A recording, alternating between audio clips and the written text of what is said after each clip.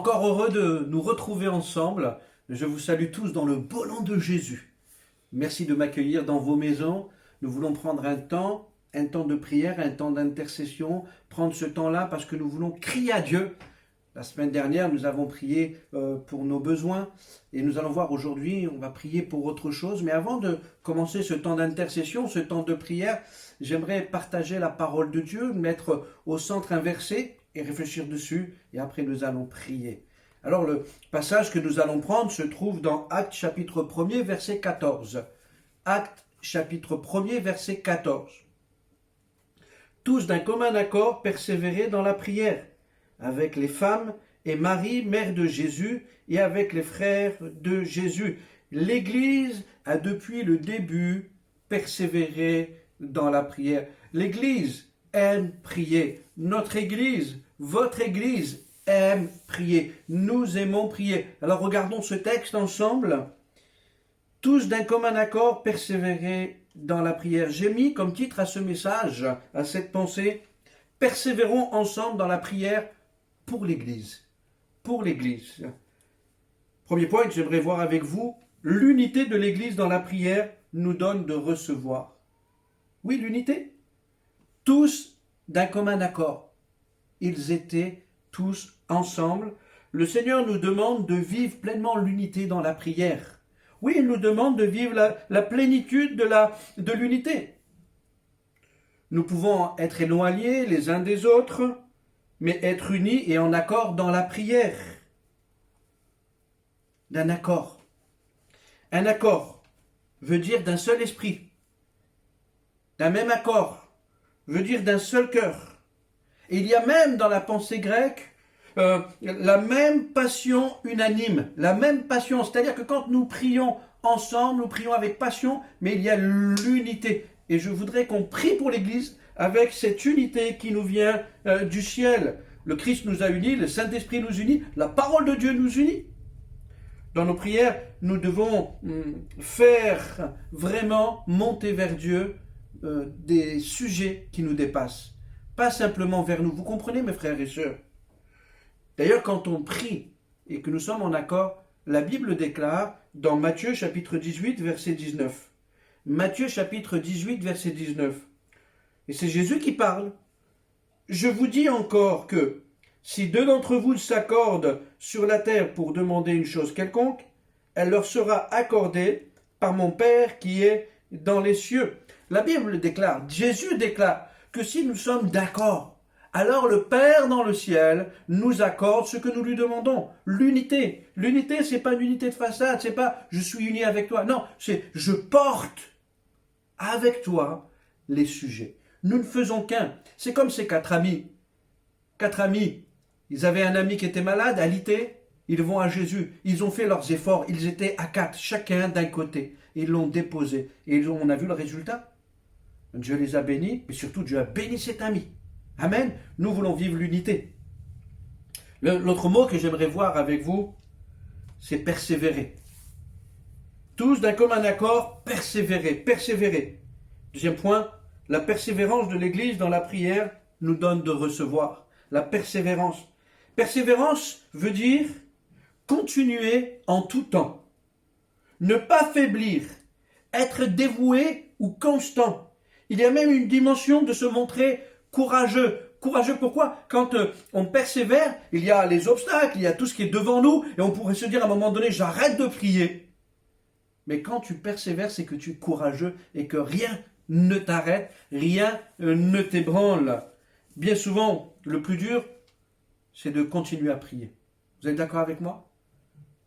Nous pouvons demander pendant un jour, pendant une semaine, pendant un mois, mais quand les mois deviennent des mois et des années, c'est compliqué. Mais je sais une chose, c'est qu'en priant les uns avec les autres et en persévérant les uns avec les autres, nous allons voir de belles et de grandes victoires. Quelqu'un a dit un jour, la persévérance est la clé de la réussite. Et c'est vrai que nous voulons persévérer.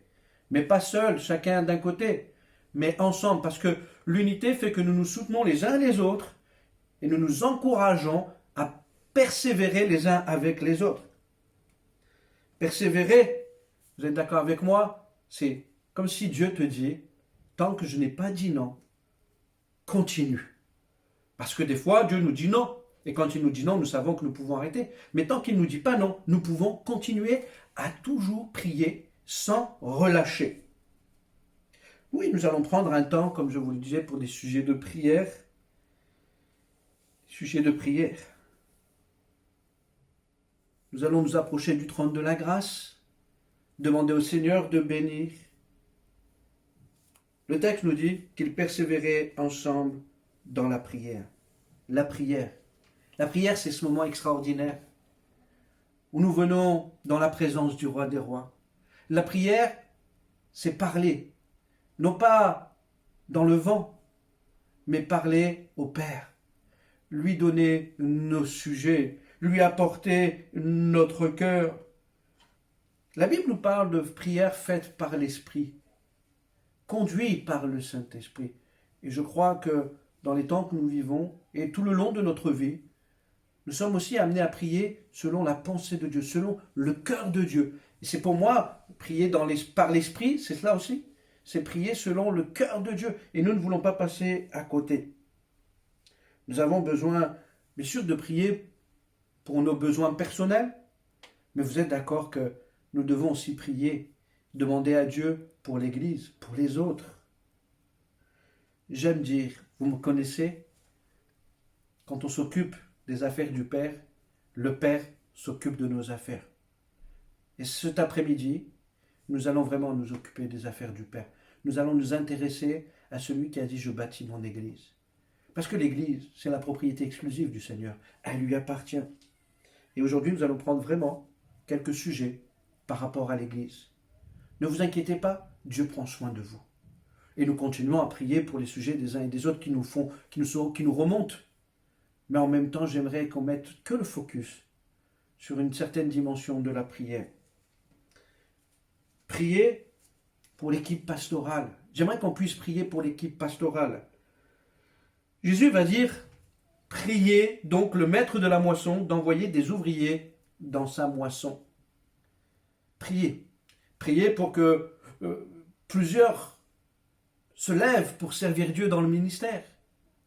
Mais en même temps, la Bible dit, dans Éphésiens chapitre 4 verset 11-13, Éphésiens chapitre 4, verset 11-13, « Et il a donné les uns comme apôtres, les autres comme prophètes, les autres comme évangélistes, les autres comme pasteurs et docteurs, pour le perfectionnement des saints, en vue de l'œuvre du ministère et de l'édification du corps de Christ, jusqu'à ce que nous soyons tous parvenus à l'unité de la foi et de la connaissance du Fils de Dieu, à l'état d'homme fait à la mesure et à la stature parfaite de Christ. » Prions pour l'équipe pastorale, pour qu'elle apporte ce que Dieu veut qu'elle apporte, pour qu'elle soit conduite par Dieu, pour qu'elle apporte la pensée de Dieu, la direction de Dieu, et qu'elle vous fasse aussi entrer chacun dans les œuvres que Dieu a préparées pour vous d'avance. Ça, c'est le but et c'est le rôle aussi des ministères. Mais prions pour toute l'équipe, afin de prendre la bonne direction en sortant de ce confinement, de faire les bons choix, d'avoir la bonne stratégie. Priez pour Polo, priez pour toute l'équipe, afin qu'il y ait une direction, celle du Saint-Esprit. Amen. Nous prions pour cela, ensemble. Alors prions. Seigneur, nous voulons t'apporter Polo au trône de ta grâce. Nous voulons t'apporter toute l'équipe, afin que tu apportes tes bénédictions. Oui, tu as établi des ministères dons pour l'édification, pour apporter, pour conduire le peuple. Seigneur, remplis chacun de ton esprit. Parle à chacun. Conduis chacun. Et Seigneur, qu'au sortir de ce confinement, qu'il y ait tes stratégies. Vraiment, nous bénissons ton serviteur Polo, nous bénissons toute l'équipe, mais en même temps, Seigneur, lève des hommes, lève encore des ministères. Fais que chacun puisse entrer dans l'appel que tu as pour lui, dans le nom de Jésus-Christ. Amen. Priez pour l'équipe pastorale, mais écoutez-moi, je crois qu'on doit prier pour que chacun soit au service dans l'Église. La Bible dit dans 1 Corinthiens chapitre 12, versets 27-28. 1 Corinthiens chapitre 12, 27-28. Vous êtes le corps de Christ, et vous êtes ses membres, chacun pour sa part.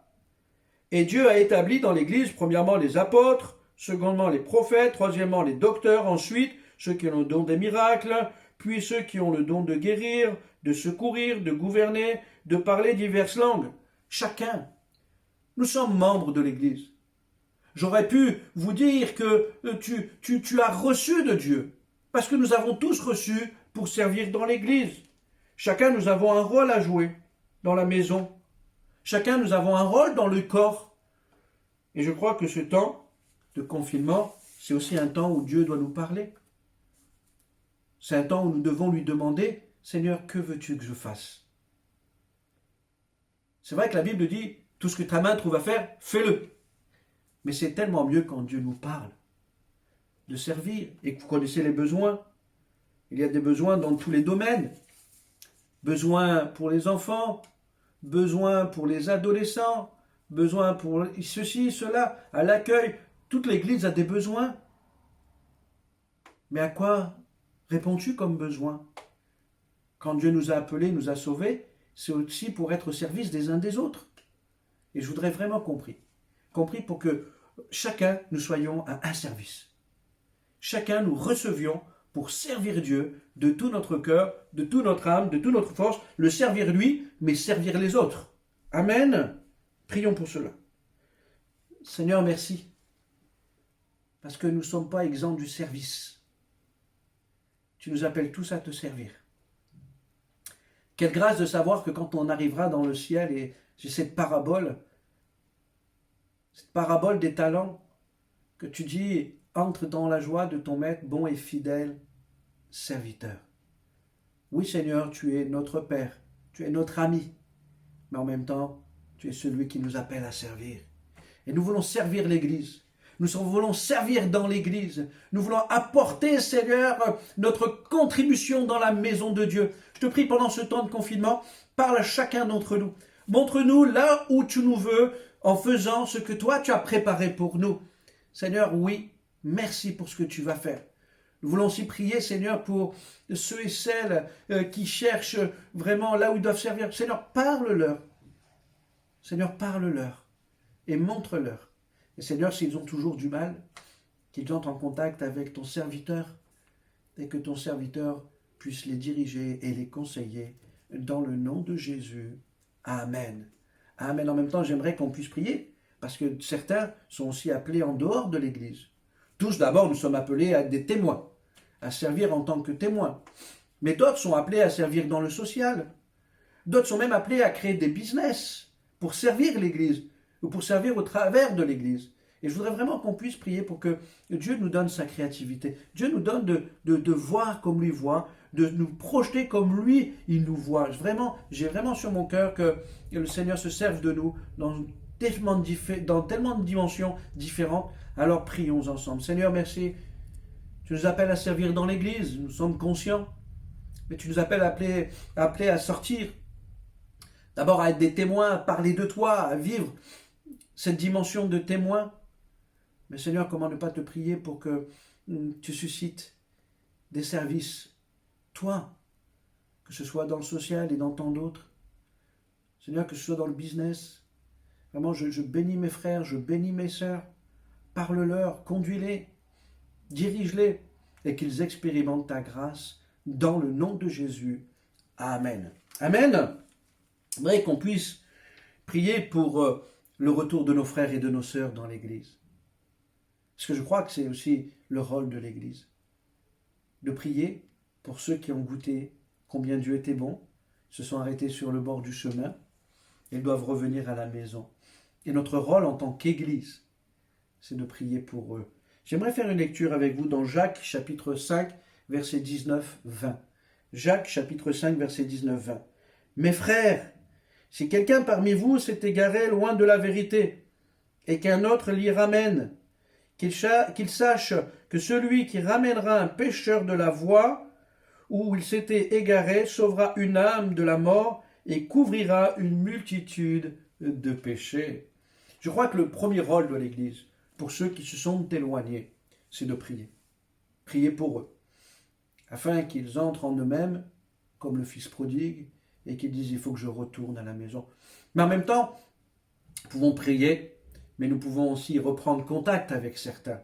Mais avant de reprendre contact, si nous ne prions pas, Ça peut partir dans tous les sens. Mais la prière prépare le cœur, prépare le terrain.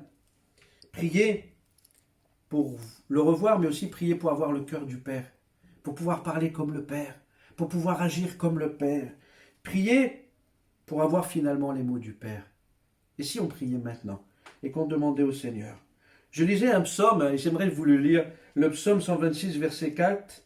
« Éternel, ramène nos captifs comme les ruisseaux dans le Midi. » Quand je lisais ce passage, je pensais à tous nos frères et sœurs, que ce soit bien sûr dans notre église, mais dans toutes les églises. Imaginez-vous si tous reviennent. C'est comme un ruisseau qui revient. Parce qu'il y en a tellement. Je suis même sûr et convaincu que vous connaissez des personnes qui se sont arrêtées. Alors j'aimerais que vous puissiez maintenant prier pour eux, afin que le Seigneur les ramène à la maison. Prions ensemble. Si tu as une personne, prie pour lui, mais prie en même temps pour tous ceux et celles qui ont besoin de revenir à la maison du Père. Seigneur, merci parce que ton Église, elle est belle, mais elle a tellement besoin de voir le retour de ceux qui se sont égarés, ceux qui se sont arrêtés sur le bord du chemin. Seigneur, nous ne voulons pas les condamner, les juger, mais parle à leur cœur. Dis-leur que tu veux les revoir. Dis-leur que nous voulons les revoir. Ils manquent à la maison du Père. Ils manquent à l'Église. Seigneur, vois les noms, les prénoms, vois les adresses, vois les situations. Je te prie pour que toi, tu viennes parler dans le nom de Jésus. Parle maintenant au cœur. Prépare le chemin. Donne-nous les bonnes paroles, les bonnes actions, afin que chacun revienne dans ta maison. Nous bénissons nos frères, nos sœurs qui se sont arrêtés et qu'ils reviennent à la maison. Et que nous puissions nous réjouir. Toi, tu te réjouiras, mais nous-mêmes, nous nous réjouirons de les voir les uns et les autres dans le nom de Jésus. Amen. Amen. J'aimerais aussi qu'on puisse prier pour la libération et la manifestation des dons spirituels d'une manière beaucoup plus grande dans l'Église. La Bible dit dans 1 Corinthiens chapitre 12, 31, « Aspirez aux dons les meilleurs ». Dans 1 Corinthiens chapitre 14, verset 1, 1 Corinthiens chapitre 14, verset 1, « Aspirez aussi aux dons spirituels, mais surtout à celui de prophétie. » 1 Corinthiens 14, verset 12, je vous le cite, « De même, vous, puisque vous aspirez aux dons spirituels, que ce soit pour l'édification de l'Église, que vous recherchiez à en posséder abondamment. » Mes frères et sœurs, la prière, c'est aussi l'aspiration. Je viens chercher dans la présence de Dieu l'action de son esprit. Seigneur, remplis-moi de ton esprit, manifeste tes dons au travers de ma vie. Je vous rappelle qu'il y a tellement de dons. Je vais juste vous citer la liste des dons au travers de la parole de Dieu, mais ne demandez pas un. Dis Seigneur, je me mets juste entre tes mains et ce que tu veux me donner, donne-le-moi afin que je puisse le manifester pour ton Église. La Bible dit dans 1 Corinthiens chapitre 12 versets 7 à 10. 1 Corinthiens chapitre 12 versets 7 à 10. Or à chacun la manifestation de l'Esprit est donnée pour l'utilité commune.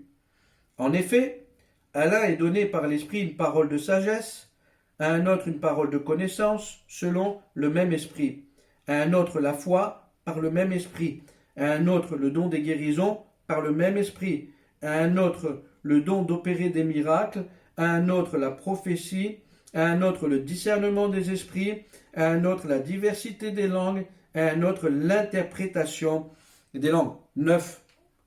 Seigneur, je me mets à ta disposition. Mais aspirer, je vous le dis, c'est venir le chercher, c'est venir persévérer. Peut-être que tu commences seulement à donner les dons. Seigneur, je veux plus. Tu n'as pas encore donné les dons, alors que nous allons nous retrouver. Seigneur, je veux donner des dons. Je veux que tu te serves de moi. Ton Église en a besoin. Parce que c'est l'Église. Et ceux qui ne connaissent pas Christ, qui viendront dans l'Église, en ont besoin. Et si on priait maintenant? Seigneur, remplis-moi de ton esprit. Nous cherchons à recevoir tes dons. Père, il t'a semblé bon de nous envoyer ton esprit, de nous communiquer les dons. Et je te prie pour chacun d'entre nous, je te prie pour moi, pour mon frère, pour ma sœur, afin que nous puissions manifester les dons de ton esprit. Oui, nous voulons les manifester. Nous voulons que notre Église ne manque d'aucun don et que nous puissions ensemble vivre ton royaume sur la terre. Seigneur, libère tes dons, tous tes dons, non pas à un homme, non pas à quelques-uns, mais dans ton Église. à mon frère, à ma sœur. Vois, nos cœurs aspirent. Nous sommes bouillants pour toi. Nous sommes tellement zélés pour toi. Seigneur, nous t'offrons nos vies et nous te disons, sers-toi de nous, sers-toi de moi dans le nom de Jésus et manifeste tes dons. Amen. Amen. J'aimerais terminer par un sujet pour l'Église. Priez pour les finances de l'Église. Les finances, oui, priez pour les finances. Jean va écrire dans sa 3e épître, au chapitre 1er, verset 2, 3 Jean 1, 2. Bien-aimé, je souhaite que tu prospères à tous égards et sois en bonne santé comme prospère l'état de ton âme. Le Seigneur nous dit là qu'il ne veut pas qu'on soit des mendiants, il ne veut pas qu'on soit pauvres, il dit que non, il veut que tu prospères à tous égards, que tu aies des finances. Mais vous êtes d'accord, il veut qu'aussi l'Église ait des finances. Et pourquoi? Parce que l'Église a une vocation missionnaire. J'aimerais lire avec vous dans 1 Corinthiens chapitre 16 verset 2-3. 1 Corinthiens chapitre 16 verset 2-3. Que chacun de vous, le premier jour de la semaine, mette à part chez lui ce qu'il pourra, selon sa prospérité, afin qu'on n'attende pas mon arrivée pour recueillir les dons. Et quand je serai venu, j'enverrai avec des lettres pour porter vos libéralités à Jérusalem, les personnes que vous aurez approuvées. Paul voulait recevoir pour pouvoir donner. Pas pour lui, mais pour les églises. Parce que vous savez que les églises qui ont le plus peuvent aider ceux qui en ont le moins, mais aussi elle a une dimension missionnaire. Paul d'ailleurs à un moment donné dira, j'ai pris rien de personne parce qu'une autre église a pourvu. Et je voudrais qu'on puisse prier pour que les finances de l'église n'aillent pas en diminuant, mais en augmentant, afin que notre église puisse faire ce qu'elle est appelée à faire. Bénir, secourir et aider. Prions ensemble. Seigneur, tu connais l'église. Tu connais sa vocation. Tu sais combien elle aime bénir, secourir, aider. Je te prie pour que les finances ne diminuent pas, bien au contraire que tu pourvoies, afin qu'il soit accordé aux uns et aux autres le secours et la bénédiction. Seigneur, merci de bénir mon frère, celui, celle qui n'a pas de travail, donne-lui du travail, donne-leur du travail. Vois ceux qui travaillent, tu peux leur aider à grandir, à aller plus loin. Et Seigneur, ceux qui ont leur entreprise, donne-leur d'être prospères, afin qu'au travers de leurs dons, tu puisses aussi, toi, bénir non seulement notre Église, mais d'autres églises, d'autres endroits, que ce soit en France, à l'étranger. Vraiment, nous avons cet appel et nous voulons être en bénédiction dans le nom de Jésus. Amen. Amen. Vraiment encore heureux d'avoir passé ce temps avec vous. Nous nous retrouverons mardi prochain pour un temps de prière, pour un temps d'intercession, mais en attendant, continuons à prier pour l'Église. N'arrêtons pas de prier pour l'Église. Prions pour nos besoins, mais aussi prions pour les besoins des uns, les besoins des autres. Je sais que vous le faites. Salutations à toute la famille. On vous aime, on pense à vous et je vous dis à très bientôt dans la présence de Dieu, conduit par le Saint-Esprit. Amen. Au revoir. Ah, j'ai oublié. Je vais vous donner une liste. La liste des services pour lesquels vous devez prier pendant ce temps de confinement, parce que nous allons reprendre. Mais c'est bon de prier pour tous les services. Si j'en oublie, pardonnez-moi. Mais je pense ne pas en oublier. Prions pour le ménage, pour le service d'accueil, pour les enfants, pour les ados, pour la jeunesse, pour les 27 et plus, pour les femmes, les groupes de maison, pour la louange, pour la Sainte Seine, pour les offrandes, pour esprit de famille. Et bien évidemment, prions pour Polo, Claudine, Patrick, Sandrine, mon épouse et moi-même. Prions ensemble et prions pour que le Seigneur bénisse tous les services. Que le Seigneur vous bénisse et à bientôt.